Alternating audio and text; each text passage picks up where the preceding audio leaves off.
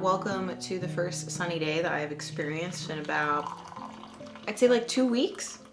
It is full-on winter in the Pacific Northwest, and the gloom I have learned to love, but just something about the sunshine that gives you extra energy, you know? I'm having tea after coffee, yes, mostly because my stomach feels kind of weird today. Dylan and I did like a hot sauce eating competition last night. You'll actually see in a future video. To be frank, it burns just as much coming out as it does coming in. So my stomach feels a little wonky. I'm starting the day with tea. I actually need to test a recipe for work. I've been working on some vegan lemon poppy seed muffins, and I made a batch and they came out good, but I'm going for great. So I think I am going to test that now.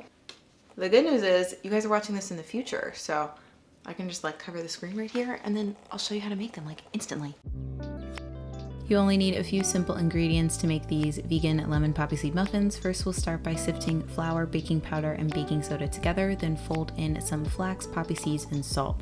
For the wet ingredients, first we're going to massage the lemon zest into the sugar so it's more evenly distributed. Then add in some vegan yogurt, a non-dairy milk, some oil, vanilla extract because it's always great, lemon juice, and then mix that together till it's an even ingredient. And then you know the drill here. Combine the wet and dry ingredients until the batter is thick. There might be a few lumps, but try to get most of them out. And then I like to use a cookie scoop to put my muffin batter into my tins. I find that it just makes even more pretty muffins at the end. Then bake until golden and fluffy.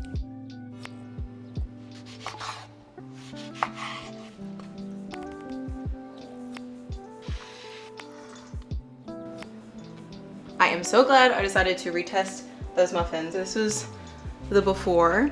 I baked them so they have like a bakery rise, but the tops didn't get like as golden brown as I want. They're not quite a muffin, not quite a cupcake, but then this is round 2, okay?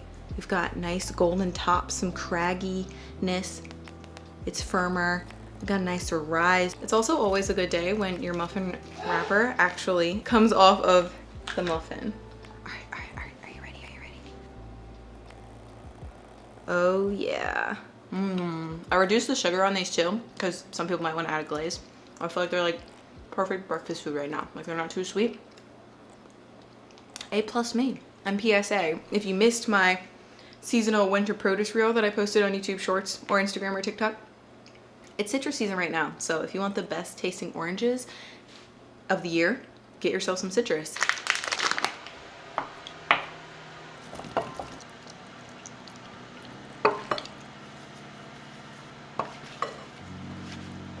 So on this day, I actually made this crispy tofu to go with some potato leek soup that I had left over, but I'm going to show you how to make it right now.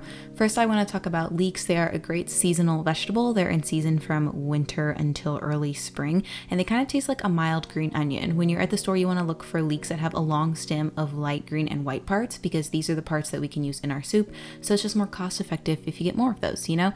I like to cut my leeks in half and then make sure you clean them really, really well, because dirt likes to hide in all of those layers. Then you can chop them up, and now we'll make our soup. First, we'll melt some vegan butter in a pot, add the leeks with some salt and pepper, cook those down until they're more tender. Then we're adding in celery, garlic, thyme, and bay leaf. Saute that for a bit, then we'll add our potatoes, vegan chicken broth, or vegetable broth, and to make things creamy, full fat coconut milk. Then you're just going to mix everything together, bring it to a boil, and then simmer until the potatoes are fork tender. Remove the harder herbs, and then use an immersion blender or a stand-up blender to blend until the soup is nice and creamy. This is so cozy and seriously like a hug in a bowl. Now back to the kitchen.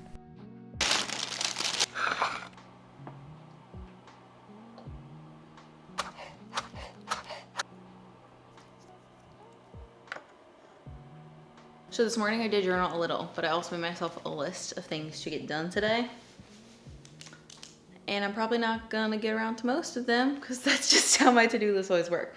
But our tree needs to go. We already took the ornaments off. It is beyond crispy, so we're gonna take the lights off and move it outside and have a good time.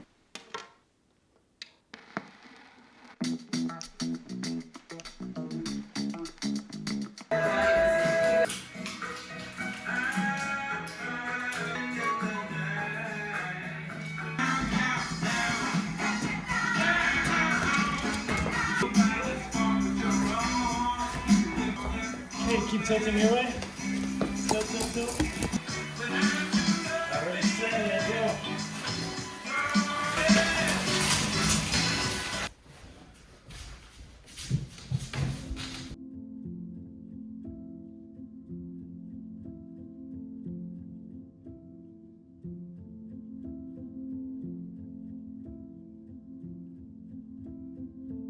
Welcome to a very informal dinner. I'm gonna show you a very casual, throw together sheet pan dinner, which is honestly one of my favorite like fall, winter, cozy meals to make. So today we've got some parsnips, which honestly, why are parsnips so underrated? I feel like more people need to talk about these guys. I know they look like super pale carrots, but I think they taste better. They kind of remind me of like parsley mixed with a carrot, if that makes sense. So we've got some of those, some carrots, some red cabbage, which if you just haven't had plain Jane roasted red cabbage, honestly, it sounds so simple and kind of boring, but it's so good. So we've got this combo, and I cooked some chickpeas in my Instant Pot, so I'm going to be roasting those to crisp them up a little as well. If I stand up straight, my head gets cut off, but I don't really feel like switching my camera lens to make it any wider, so I'm just gonna like take an extra wide stance as I prep this food with you. I have a lot of one pot like pasta and dump and bake casseroles on my blog, but I actually don't have a lot of sheet pan meals. But they are really easy, and as someone who likes a cozy warm house, it's nice to turn on your oven around dinner time when it starts to get colder later in the day. I feel like I didn't make as many, I have like 2, I think maybe, on my blog earlier because I didn't use as much oil. Now I just kind of use oil casually. I haven't really felt the need to make a video about it. I feel like you guys see it in my recipes. I don't really need to explain the nitty-gritty details of my diet, but in general, I just choose to eat intuitively and everything in moderation as long as it's vegan. So yeah, since I've adopted that lifestyle, I've been way less stressed and enjoyed my food more. I wash everything ahead of time, okay? Your food is dirty, please don't come for me. Fun fact, if you wash your veggie skins and peels, whatever, before you peel them, you should totally save them and make your own vegetable broth. Do I have a video on this on here? I don't know. I have a blog post on it with a lot of detail. And it's a great way to just save your scraps and turn them into something else, like carrot peels and parsnips, honestly. Would add a lot of great natural sweetness to the broth, and I usually like to have a base of some carrots, some celery, and some onions. I feel like it's like essential for a good, well-rounded broth, and then the rest is kind of just like whatever you're making that week. Peppercorns work, mushrooms work great. Obviously, if you have some garlic you want to just toss in there. I'll link my blog post below because I know I'm just like talking about stuff with no visual right now. I just like wanted to hang out with you guys while I chopped my veggies. At the time of me filming this is like my first kind of full week back to work, but I feel like I go into my work after a break and expect myself to be like as on point and as productive as I was when I left.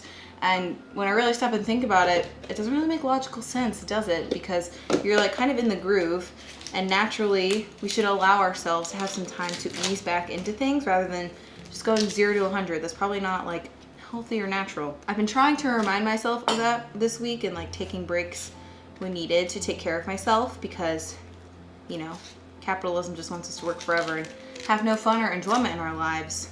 And resting is an act of rebellion against capitalism. How cool is that? First off, I just want to say we have a heat vent under the cabinets in the kitchen, and Dave loves to sit by it. So like the extra animal mom I am, I put a pillow I don't really care about on the floor. And usually he's on the whole pillow, but today he's just half on, half off. So we all know who really runs the house, don't we, Dave? And Maya. Anyways, here are how my veggies came out. We got a rogue parsnip. I just kept things really simple on this tray. There's just salt, pepper, olive oil, cabbage. You know, you saw me chop all this. And then for the chickpeas, I just lightly coated them. Again, salt, pepper, olive oil, and then I added some smoked paprika and a little bit of nutritional yeast soup. Wow. Wow. Wow. I also massaged some kale with some lemon juice and olive oil, and then we just plate and assemble. All right, we've got hers and his and a snacker and a kombucha. You excited? How's it look? How'd I do? Great, as always. Thanks.